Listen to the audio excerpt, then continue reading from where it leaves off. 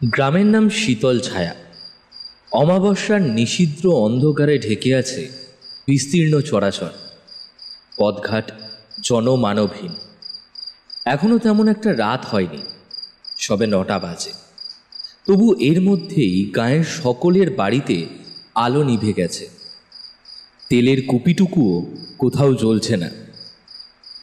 বর্ষা বাদলার দিন, সন্ধ্যে থেকেই বারবার বৃষ্টি পড়ছে, তাই সবাই দরজায় আগল দিয়ে শুয়ে পড়েছে। বৃষ্টির রেশ কিছুটা কমতে দুটো লোক বর্ষাতি গায়ে বড় বড় দুটো ব্যাগ হাতে মেঠো পথ ধরে বন হগলার জঙ্গলের দিকে হেঁটে যাচ্ছে।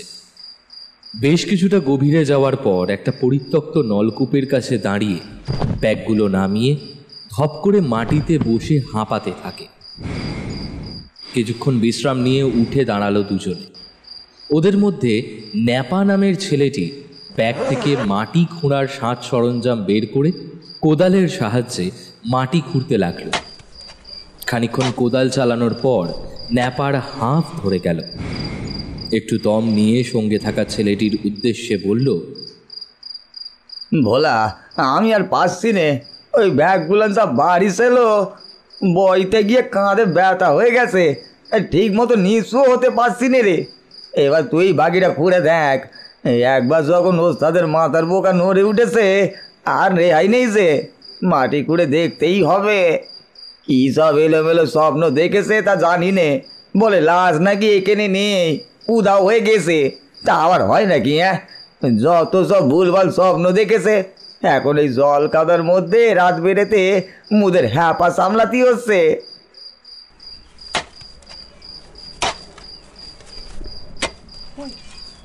ভোলা কোদাল নিয়ে কিছুটা অংশ খুঁড়ে বলল, ধুর, ওস্তাদ যে কি বলে, আরে ওই তো পা দেখা যাচ্ছে।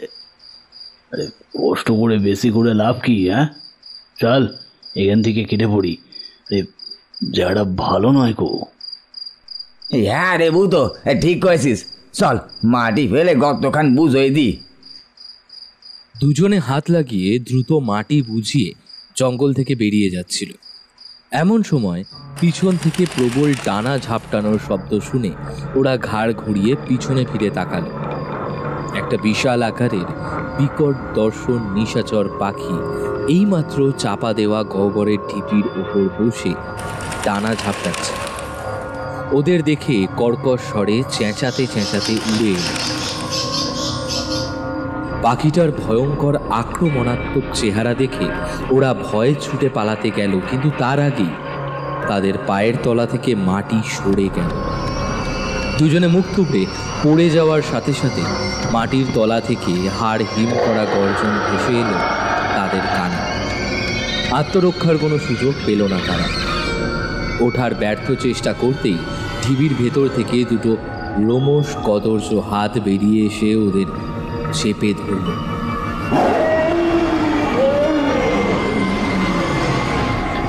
কয়েক গাছা ইমিটেশনের তেড়া বেঁকা চুরি পড়া সেফটি পিন ঝোলানো হাত দুটো কিছু একটা নির্দেশ দিতেই পাখিটা চোখের নিমেষে ন্যাপা ভোলাকে ডানার ভেতর টেনে নিয়ে ঠোঁট দিয়ে ঠুকরে ঠুকরে তীক্ষ্ণ নখের আঁচড়ে তাদের সারা শরীর ক্ষতবিক্ষত করে দিল। বিশাল চেহারার রাক্ষসে পাখিটা যে পার্থিব জগতের প্রাণী নয় তা বুঝতে তাদের কোনো অসুবিধা হয়নি। অনেক উঁচু থেকে ছো মেরে একটা আস্ত জীবন্ত মানুষকে তুলে কোবরা সে গিলে নিতে পারে। তাছাড়া সেই অপার্থিব হাত দুটোর কবল থেকে নিজেদের ছাড়িয়ে নেওয়া সহজ ছিল না। ওদের চোখ দুটো উপড়ে নিতে বেশি সময় লাগলো না।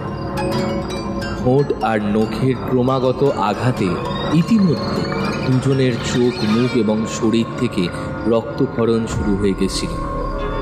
অচৈতন্য হয়ে লুটিয়ে পড়তে পাখিটা তাদের ছেড়ে উড়ে গিয়ে আবার সেই মাটির ঢিপির ওপর বসে হিংস্র দৃষ্টিতে তাদের দিকে তাকিয়ে রইল।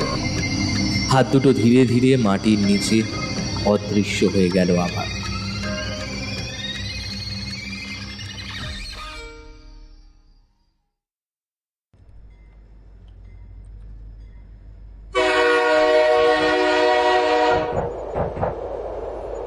সদর দপ্তর থেকে বেরিয়ে শঙ্কর যখন গ্রামের দিকে রওনা দিল তখন বিকেল 5টা বেজে গেছে। কলকাতা থেকে গ্রামের দূরত্ব প্রায় 30 কিলোমিটার। বাড়ি পৌঁছতে সন্ধে হয়ে যাবে, তার ওপর বর্ষাকাল, থেকে থেকে বৃষ্টি পড়ছে, রাস্তায় জল কাদা জমে একসা। শহরেই এই অবস্থা, সেখানে গ্রামের মেঠো পথে এক হাঁটু কাদা তো থাকবেই। এসব 7-5 ভাবতে ভাবতে কখন যে গন্তব্য চলে এসছে তা খেয়াল করেনি, চিন্তা ভাবনায় ডুবেছিল। তাছাড়া ট্রেনের দুলুনিতে চোখটা একটু জুড়িয়ে এসছিল।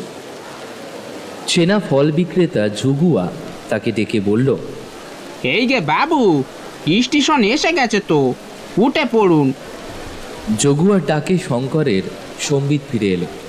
তাড়াতাড়ি ক্যাম্বিসের ব্যাগটা কাঁধে ঝুলিয়ে স্টেশনে নেমে পড়ল। বৃষ্টির কোনো বিরাম নেই, বরং ক্রমশ বেড়েই চলেছে। শঙ্কর প্ল্যাটফর্ম থেকে নেমে পুরনো ধানকলের পাশের রাস্তা দিয়ে ধীরে ধীরে হাঁটতে থাকে। এদিককার রাস্তাটা এবড়ো খেবড়ো হলেও জল কাদা অপেক্ষাকৃত কম জমে আর শর্টকাটও হয়। তবু রাস্তায় একটাও লোকজন ছিল না। যতই বৃষ্টি পড়ুক, কিছু লোক এই সময় 10টা 5টা ডিউটি করে বাড়ি ফেরে, কিন্তু এই রাস্তায় কেউ নেই। আসলে রাস্তাটা দুর্নাম আছে বলে কেউ এখান দিয়ে যাতায়াত করে না। শঙ্কর মনে মনে হাসে। মানুষের কিসের লগে অমন দ্বারা ভয় কে জানে, যত সব দিব্যি শর্টকাটে 20 মিনিটের পথ 10 মিনিটে চলে যাওয়া যায়।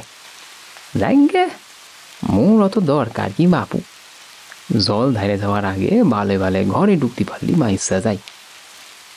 শঙ্কর শহরের সদর দপ্তরের প্রথম শ্রেণীর কেরানি, রোজ এই সময় অফিস থেকে বাড়ি ফেরে।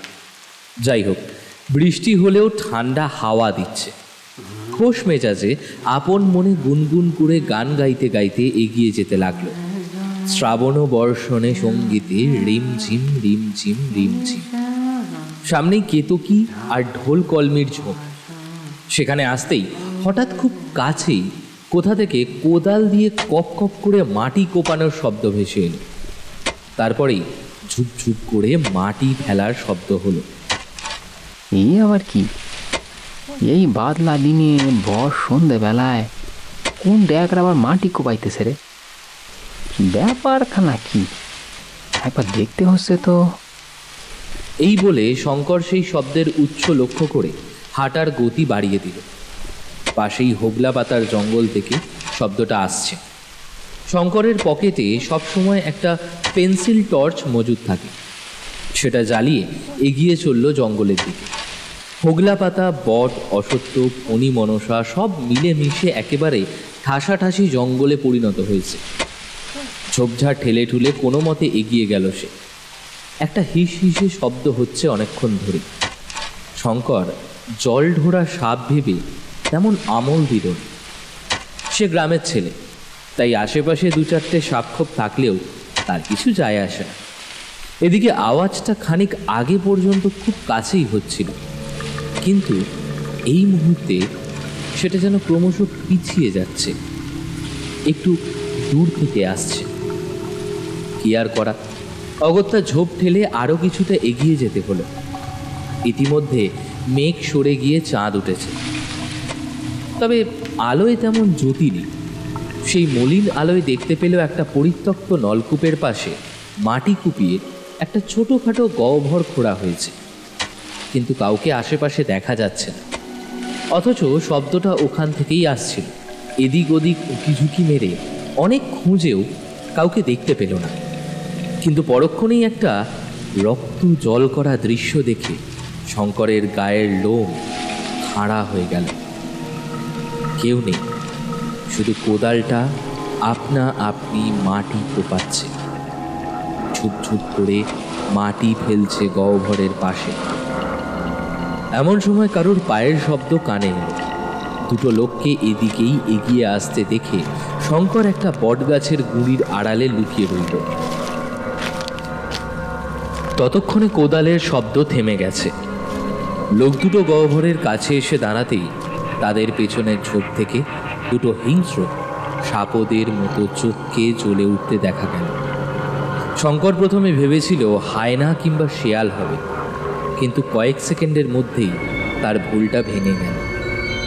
চাঁদটা আবার মেঘের সাথে লুকোচুরি খেলছে, অন্ধকারে চোখ শুয়ে এসছিল। শঙ্কর টের পেল ওটা আদেও কোনো বন্য সাপদও নয়, বরং একটা মিশমিশে কালো অবয়ব, যে ওই ঘুটঘুটে অন্ধকারে মিশে দাঁড়িয়ে আছে। এদিকে মাটি খোঁড়া দেখে লোক দুটোর মধ্যে একজন গহ্বরের ভিতর টর্চের আলো ফেলে উঁকি মেরে দেখে মাথায় হাত দিয়ে মাটিতে বসে পড়ল। ওদের মুখগুলো কিছুক্ষণ আগে চাঁদের আলোয় দেখতে পেয়েছে। ওরা শঙ্করের চেনা, ভূতো আর কালু, গায়ের মাতব্বর বিষ্টু মোদকের চেলা। দুনিয়ায় হেন কোনো অপরাধ নেই যা এরা করে না, কিন্তু ওরা এখানে কি করতে এসছে? গহ্বর দেখে মাথায় হাত দিয়ে বসে পড়ার কারণটাই বা কি? কালু চাপা স্বরে বলে উঠল, ভূত লাস্ট যে সত্যি সত্যি গায়েবটা হয়েছে বটে। ভূত বিড়ি ধরাবে বলে পকেট থেকে বিড়ির প্যাকেট বের করতে যাচ্ছি। কালুর কথা শুনে থতমত খেয়ে বিড়ির প্যাকেটটা আবার পকেটে চালান করে ঢোক গিলে বলল, কি হইব তাহলে এখন? হ্যাঁ, ওস্তাদকে সব কিছু জানাই এখানে ডেকে নিয়ে আসবো? আরে লাশটা উদাও হয়ে যাওয়ার কথাটা কইতে হবে তো। পাগলটা হইলি নাকি ভূত? উস্তাদ ই কথা শুনলে আমাদের আর আস্ত রাখবে নে। কুচি কুচি কইরা কেইটে জলে ভাসাই দেবে বটে। চল চল চল, আগে ভালো কইরে খুঁজে দেখি শিয়াল কুকুরে তুলে নিয়ে গেছে কিনা। তারপরেও যদি লাশটা না পাওয়া যায় তখন তেনাকে জানানো যাইবে। কিন্তু ভোলা আর নেপাটো টেসে যাওয়ার আগে কয়ে গেছে ওরা নাকি লাশটা দেখেছে। ওদের যে কে এমন দশাটা কইরেছে কে জানে। ওরা বারবার দুইটা কালো হাত আর একটা বড় পক্ষীর কথা কইতেছিল। ওরা নাকি ভূত। মোর কিন্তু তা মনে হয়নি কো। শুনেছি এই জঙ্গলটায় নাকি কালো ভল্লুকের মতো দেখতে আইটা বন মনীষী আছে।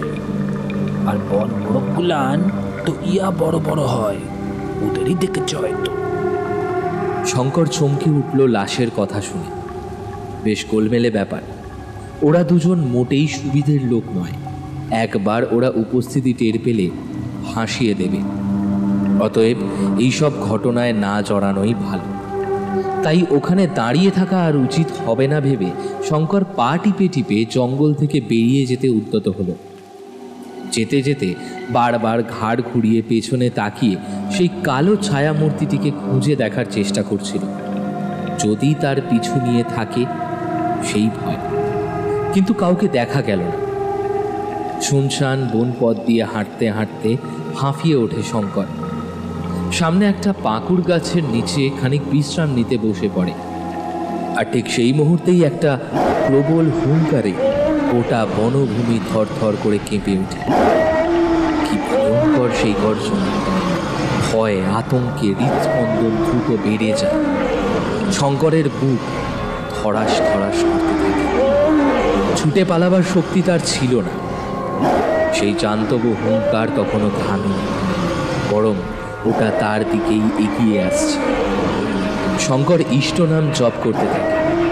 কি কুক্ষণে সে আজ এই পথ ধরে এসেছিল। এর চেয়ে 20 মিনিট জল কাদা ডেঙিয়ে সোজা রাস্তা দিয়ে বাড়ি গেলেই ঝামেলা চুকে যেত। আফসোস করে আর লাভ নেই ভেবে শঙ্কর গাছতলা থেকে উঠে পড়ল। খানিকটা এগিয়ে মেঠো পথে পা দিতেই সেই কালো ছায়া মূর্তিটা ভুঁই পুড়ে উঠে এল।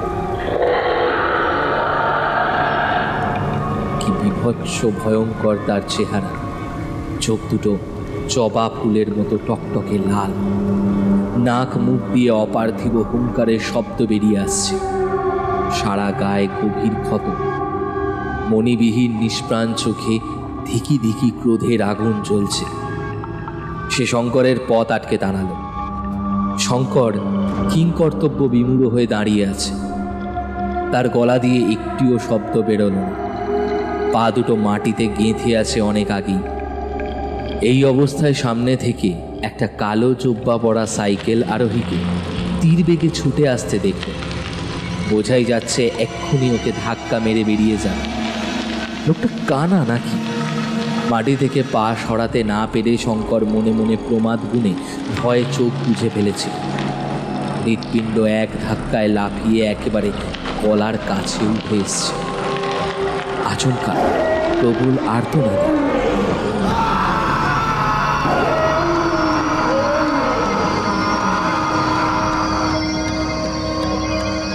চোখ খুলে দেখল সেই সাইকেল আরোহীর রক্তাক্ত নিষ্প্রাণ দেহটা পথের মাঝখানে পড়ে আছে।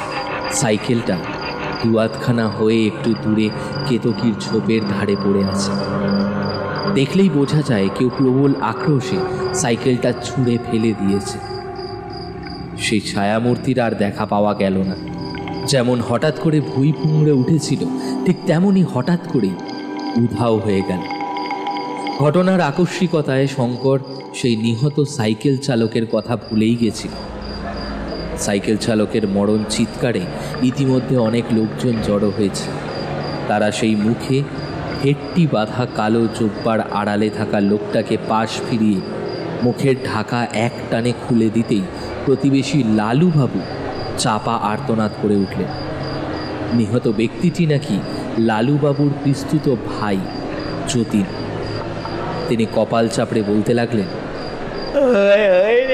কতবার মনে করেছিলাম যতীনকে রীতির বেলা ওই হোগলা বলে তার দিয়ে যাওয়া আসা না করে, কিন্তু আমার কথা সে মোটেও কানে তোলে রে।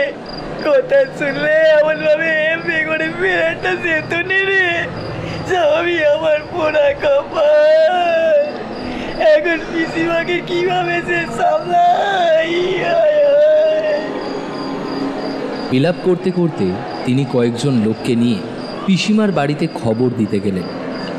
মৃতদেহ সেখানেই পড়ে রইল। ধীরে ধীরে লোকজন সরে গেল। শুধু শঙ্কর ওখানেই হতবুদ্ধির মতো চুপচাপ দাঁড়িয়েছিল। লালুবাবুর পিস্তুত ভাই হঠাৎ তাকে কেন হঠাৎ সাইকেলের ধাক্কা দিয়ে আঘাত করতে এসছিল তা এখনও তার কাছে স্পষ্ট নয়। মনে মনে সেই ছায়ামূর্তিকে ধন্যবাদ জানায় শঙ্কর। একটা কথা ভেবে তার বেশ খটকা লাগে। সেই তোবড়ানো সাইকেলটার কাছে ছুটে যায়। বেলটা এখনো অক্ষত রয়েছে, আর ঠিক বেলের তলায় একটা তীক্ষ্ণ বিষ মাখানো সূঁচ তেরছাভাবে গেঁথে রাখা আছে। ওই আংটায় চাপ দিয়ে বেলটা বাজালেই সূঁচটা বেরিয়ে যাকে সামনে পাবে তাকেই আঘাত করবে এবং সঙ্গে সঙ্গে তার মৃত্যু হবে। ভাবতেই শিউরে ওঠে শঙ্কর। কোনো অদৃশ্য শত্রু যে তার বিরুদ্ধে লোক লাগিয়েছে তা শঙ্কর ভেবেই পায় না। সে তো কারোর কোনো ক্ষতি করেনি। লালুবাবু মানুষটা বেশ ভালো। উনি কষ্ট পাবেন বলে সাইকেল নিয়ে আক্রমণের কথাটা যেমন বলেনি তেমনি সূঁচের প্রসঙ্গটাও তোলেনি শঙ্কর। লালুবাবু সহ গ্রামের সকলেই মনে করে জঙ্গলের কোনো অপশক্তি ক্ষুব্ধ হয়ে যতীনকে মেরে ফেলেছে, কিন্তু প্রকৃত কারণটা শঙ্কর ছাড়া আর কেউ জানতে পারে না। ফলে কেউ পুলিশের ঝামেলায় জড়ায়নি। তবে লালুবাবুর পিস্তত ভাই যতীন যে অর্থের লোভে এত বড় একটা জঘন্য কাজ করতে পারে তা স্বপ্নেও ভাবেনি। বাড়ি ফিরে সেদিন রাতে আর ঘুম এলো না শঙ্করের। ওদিকে সেই প্রচণ্ড হুঙ্কার কালু আর ভূতোর কানেও গেছিল। তবে জঙ্গলের ভিতরে ওরা তখনও সেই কালো ছায়াটাকে দেখেনি।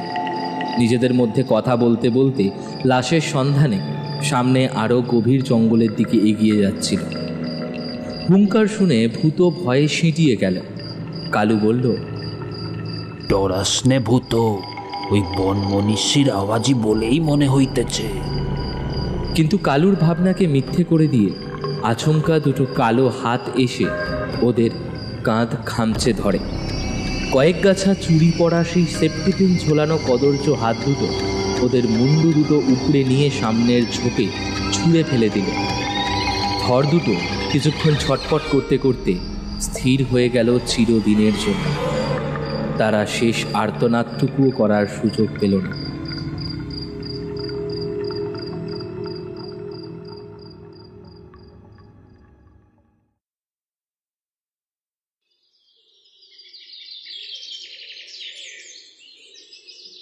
রাত পেরিয়ে ভোর হয়ে গেল। মতিয়াপুরের সকালের দৃশ্য বড়ই মনোরম। খানাখন্দে জমে থাকা জলে সকালের ঝকঝকে রোদ পড়ে নানা রঙের দুটি ঠিকরে বেড়াচ্ছে। চারপাশে গাছগাছালির ফাঁক দিয়ে মেঠো পথ বাঁক নিয়েছে নদীর দিকে। স্বচ্ছ নির্মল আকাশ, ছেঁড়া ছেঁড়া মেঘ, সবুজ পাতা থেকে টুপটাপ জলবিন্দু ঝরে পড়ার শব্দে মন ভরে যায়। সেই দৃশ্য দেখার মতন। শঙ্কর ক্ষেতের ধারে বসে এক মনে সেই দৃশ্য দেখছিল। রাতের সেই ভয়ঙ্কর ঘটনা এখনো তার মন থেকে মুছে যায়নি। যতীনের দেহটা যেখানে পড়েছিল সেদিকে তাকাতেই শঙ্করের বুকটা ছ্যাঁত করে ওঠে। গাঁয়ের মোড়ল বিষ্টু মোদকের মধ্যস্থতায় যতীনের সৎকার বিনা ঝামেলায় উতরে গেছে। পুলিশের জেরার মুখে কাউকে পড়তে হয়নি। তবে শঙ্কর মুখ খোলেনি বলেই কাজটা সহজ হয়েছে, নাহলে পুলিশের জেরা থেকে বিষ্টু নিজেও পার পেত না। কিন্তু শঙ্করের মনে তখন একটাই প্রশ্ন ঘোরাফেরা করছে, ওকে হত্যা করার কাজ যতীনকে কে দিয়েছিল? কার পাকা মাথা কাজ করছে এই ঘটনায়? শঙ্কর গভীর চিন্তায় ডুবেছিল। এমন সময় বিষ্টু মোদকের বাড়ি থেকে কান ফাটানো আর্তনাদ ভেসে মহিলা কণ্ঠে কান্নার রোল উঠেছে। শঙ্কর দ্রুত ছুটে গেল সেদিকে। বিষ্টু মোদকের বাড়ির সদর দরজা হাট করেই খোলা ছিল। প্রতিবেশীরা নিকানো উঠোনের চারপাশে গোল হয়ে ঘিরে দাঁড়িয়ে আছে। দাওয়ায় বসে বিষ্টু মোদকের স্ত্রী বিনোদিনী জেঠি হাত পা ছড়িয়ে বিলাপ করছে। আমার কি সর্বনাশ হয়ে গেল গো, আমার কি সর্বনাশ হয়ে গেল। অগো, আমি তোমায় কইছিলাম কালু আর ভুতরে জঙ্গলে পাঠিও নে, ও জায়গা মোটেই ভালো নয় গো। শুনেছি অনেক খারাপ কাজকর্ম হয়, চারিদিকে তোমার শত্রুরা ঘুরে বেড়াচ্ছে। তোমার কাঠের প্রয়োজন ছিল, সেটা একটিবার আমাকে তো মুখ ফুটি বলতে পারতে তুমি। আমি আমার বাপের কাঠগোলা থেকে তোমার জন্য কাঠ আনার ব্যবস্থা করে দিতুম কানে। তাহলে তো ছেলে দুটোকে এইভাবে বিয়ে করে মরতে হতো নেপার বলার অবস্থা দেখেও কি তোমার শিখতে হয় নে? ফুপিয়ে ফুপিয়ে কাঁদতে লাগলেন বিনোদিনী দেবী। উঠোনে দাঁড়িয়ে থাকা প্রতিবেশীদের ভিড় ঠেলে সামনে এগিয়ে গিয়ে হাড় কাঁপানো দৃশ্য দেখে স্তব্ধ হয়ে গেল। কালু আর ভূতর মুন্ডুবিহীন ভর পড়ে আছে উঠোনের মাঝখানে। কে বা কারা তাদের হত্যা করে উঠোনে ফেলে রেখে গেছে পাশে একটা কলপাতার ওপর মুন্ডু দুটো বসানো, তার নিচে একটা চিরকুটে রক্ত দিয়ে দুটো শব্দ লেখা, সে আসছে।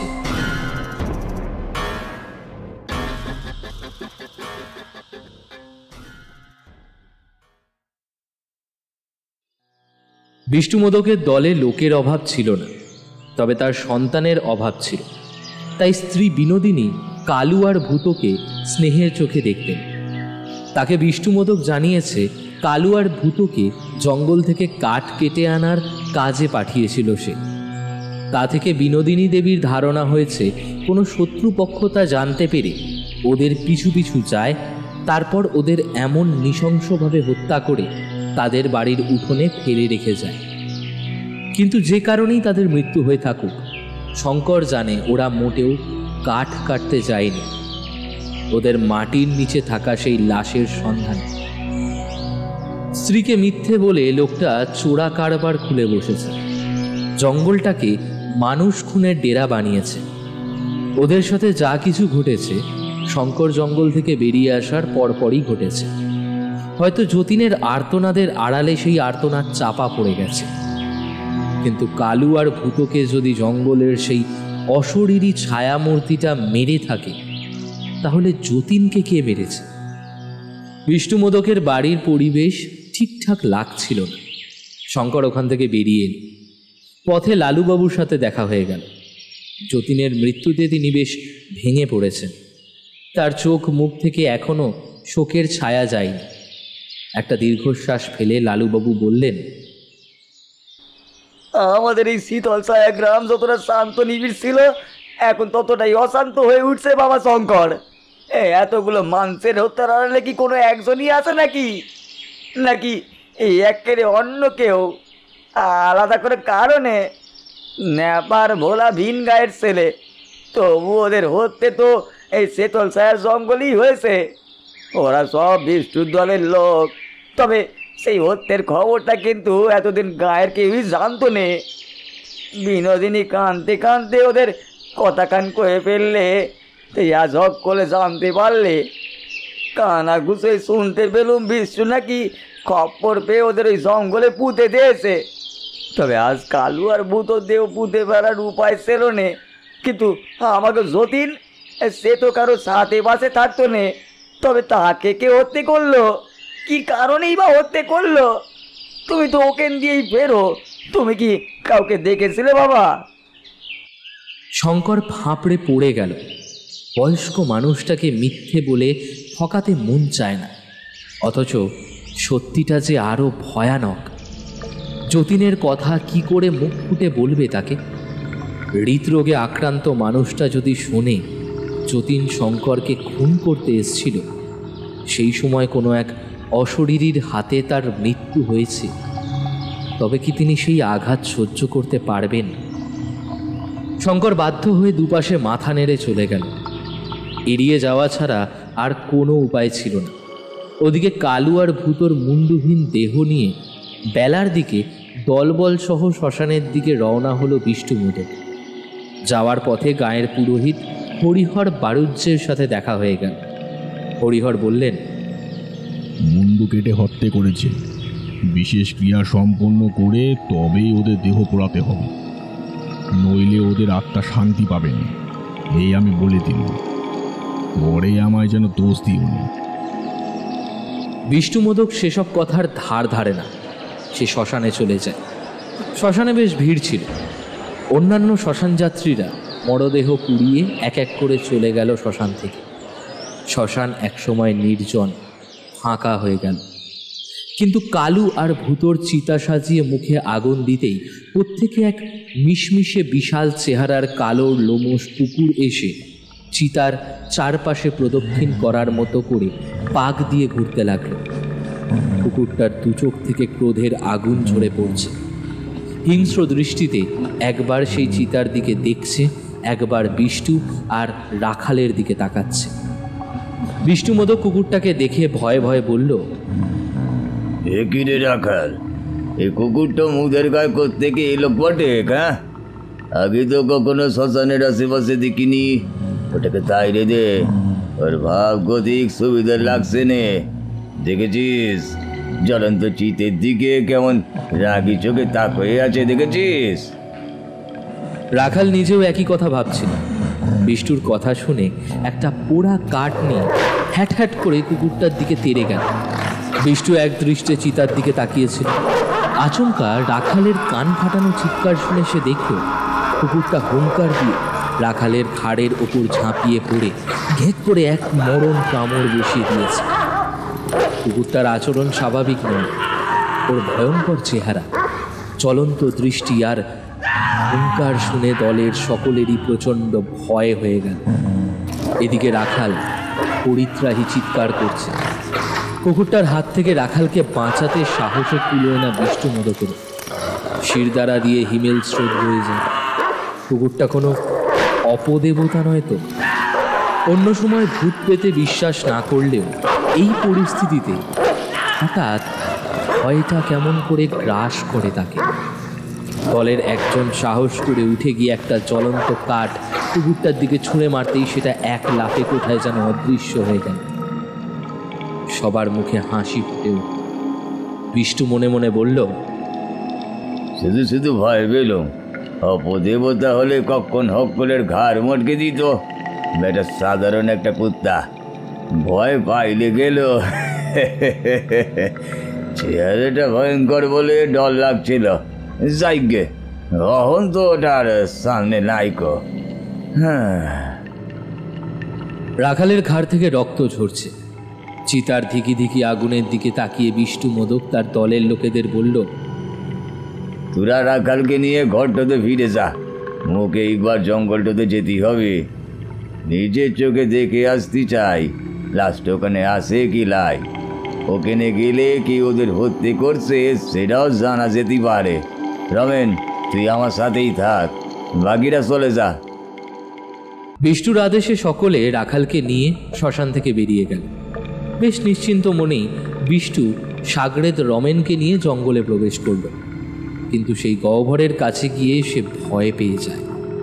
মাটি খোঁড়া, লাশ উধাও। রমেন ভয়ার্ত চোখে সেদিকে তাকিয়ে বলে ওঠে, সত্যি তো, লাশ তো নাইকো কর্তা, অহন কি হইব? মোর মনে হতিছে ওই লাশটুই ভূত হয়ে মাটির তলা থেকে উঠে এসে ভোলা ন্যাপা কালু আর ভূতুকে মাইরা ফেলাইছে। কি সব আজে বাজে কথা কইছিস? হ্যাঁ, মুদের কোনো সত্যরই কাজটা করেছে? লাস্টারে পুঁতে দেওয়ার সময় কোন হালায় দেখি দেবে, পরে এসে তুইলে নিয়ে গেছে মুদের ভরকি দেওয়ার জন্যই। বিষ্টুর কথা শেষ হতেই মাটির নিচ থেকে হঠাৎ গড়গড় করে কিসের যেন শব্দ ভেসে ওঠে। পায়ের তলার মাটি কাঁপছে থরথর করে। একটা ভয়ঙ্কর গর্জন শুনে দুজনের তিলে চমকে গেল। কুকুর আর মানুষের সমাবেত ভারী নিঃশ্বাস, তার নাক ডাকার শব্দ হচ্ছে মাটির নিচে। রমেন ভয়ে জড়সড় হয়ে একটু দূরে দাঁড়িয়েছে। বিষ্টু সাহস করে গহ্বরে উঁকি দিতেই তার মাথার চুল খাড়া হয়ে যায়। গহ্বরের একদম নিচে সেই কুকুরটা দাঁড়িয়ে হিংস্র জ্বলন্ত চোখে ওপরের দিকে মুখ তুলে তাকিয়ে আছে।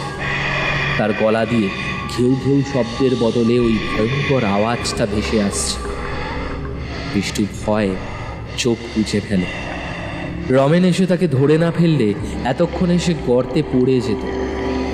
শব্দটা ক্রমশ নিচ থেকে ওপরে উঠে আসছে। বিষ্টু চেঁচিয়ে কালুর ফেলে যাওয়া কোদাল নিয়ে মাটি ফেলে গর্তটা বোঝানোর চেষ্টা করে, কিন্তু তার আগেই কুকুরটা উঠে এলো। কুচকুচে কালো চারপে লোমশ প্রাণীটার সামনে পা দুটো দেখে বিষ্টু আর রমেন দুজনেই ভয়ে ছুটে পালাতে গেল। সামনের দুটো পায়ে ইমিটেশনের ব্যাকা তেরা কয়েক গাছা চুড়ি পরানো, চং ধরা সেফটি পিন ঝুলছে চুড়ি থেকে। ওদের আর বুঝতে বাকি ছিল না যে ওরা কার পাল্লায় পড়েছে। এমন সময় একটা রাত চড়া পাখির কর্কশ তাকে চমকে ওঠে। কতকগুলো লোকের আর্তনাদ ভেসে আসে। গলার আওয়াজগুলো বিষ্টু মোদকের অতি পরিচিত। একটা রাক্ষসী নিশাচর পাখিকে এক এক করে বিষ্টুর দলের লোকেদের লাশ তুলে আনতে দেখা গেল। রমেন ভয়ে ছুটে পালাতে গিয়ে ওই গর্তের ভিতর পড়ে গেল।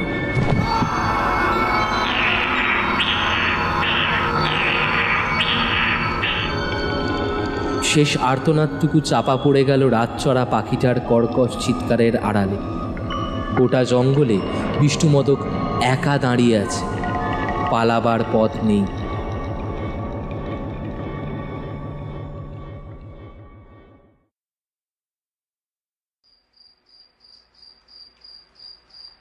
ওদিকে শঙ্করের কিছুতেই ঘুম আসছিল। সকালে কালু ভূতর মুন্ডহীন দেহ দেখার পর তার মনটা উচাটনে রয়েছে। গুমোট লাগছিল ঘরের ভিতরে। খিড়কির দরজা খুলে বাইরে বেরিয়ে এল। পাশেই একটা বড় দিঘি, সেখান থেকে ঠান্ডা হাওয়া আসছে। শঙ্কর ঘাটে গিয়ে বসল। সেদিকে তাকিয়ে অদৃশ্য শত্রুর কথা ভাবছিল সে। কবে আবার কিভাবে তার ওপর আক্রমণ হবে কে জানে। হঠাৎ জঙ্গলের দিক থেকে তীব্র আর্তনাদ আর গর্জন ভেসে এল। শঙ্কর সঙ্গে সঙ্গে ঘাট থেকে উঠে ছুটে গেল। গ্রামবাসীদের অনেকের ঘুম ভেঙে গেছে সেই চিৎকার শুনে।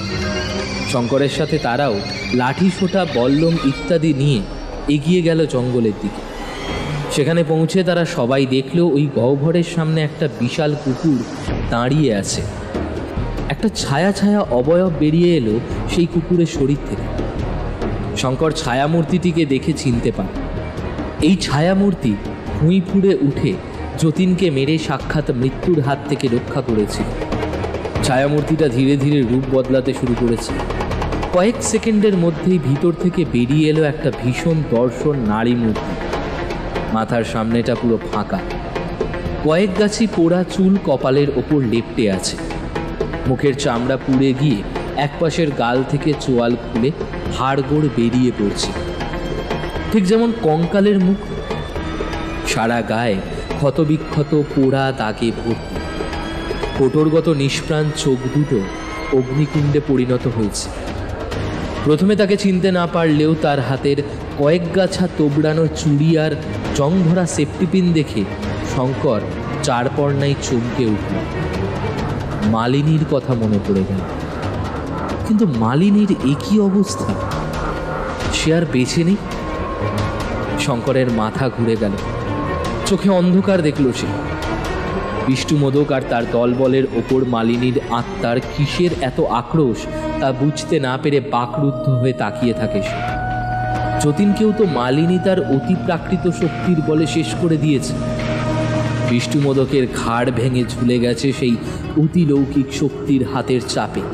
মালিনীর অতৃপ্ত আত্মার ফ্যাসফ্যাসে কণ্ঠ থেকে কথাগুলো কেটে কেটে ভেসে এলো। চিনতে পারলে শঙ্কর? আমি মালিনী, তোমার মালা। আমি আর বেঁচে নেই। এই শয়তান বিষ্ণুমোদক আর তার গুন্ডারা আমাকে মেরে ফেলেছে। মালিনীর কথা শুনে স্তম্ভিত হয়ে যায় শঙ্কর। শঙ্করের চোখ থেকে কয়েক ফোঁটা অশ্রু গড়িয়ে পড়ে। বছর দুয়েক আগের কথা। মালা তার বাগদত্তা ছিল। দুজনের ভালোবাসার সম্পর্ক ছিল বহুদিনের। দুই বাড়ির মতে দুজনের বিয়ের দিন ঠিক হয়ে গেছিল। সব ঠিকঠাক ছিল। মালিনী ছিল হতদরিদ্র পরিবারের মেয়ে। কষ্টে শিষ্টে সংসার চালাতেন ওর বাবা। সবসময় কতগুলো ইমিটেশনের তেরা বেঁকা চুড়ি পরে থাকত। সে ছিল অপূর্ব সুন্দরী। ওর বাবা রমাপদকে ক্ষয় রোগে ধরেছিল। বাবার চিকিৎসার খরচ জোগাতে অনেক কষ্টে মালা শহরের স্বাস্থ্যকেন্দ্রে চাকরি জোগাড় করে। শঙ্করও সাধ্যমতো অর্থ দিয়ে সাহায্য করত। কিন্তু বিয়ের আগে মালা তা খুব প্রয়োজন না পড়লে নিতে চাইত না। এভাবেই তাদের দিন কাটছিল।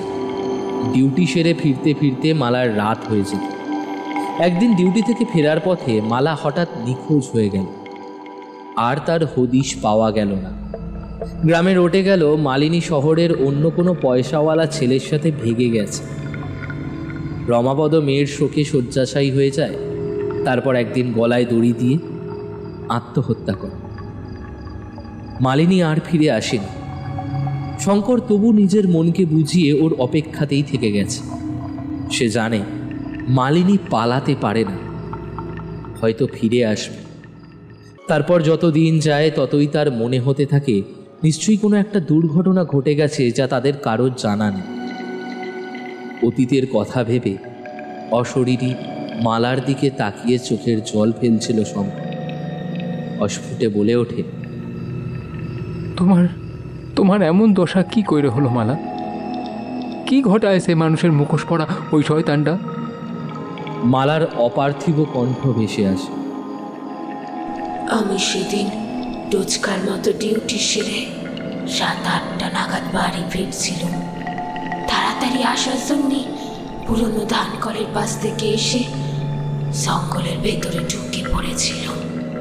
কিছুটা এগোতেই ভিতরে গভীর জঙ্গল থেকে কথাবার্তার শুকনো পাতার উপর দিয়ে কিছু একটা ঘষতে নিয়ে যাওয়ার খসমস শব্দ কানে এলো।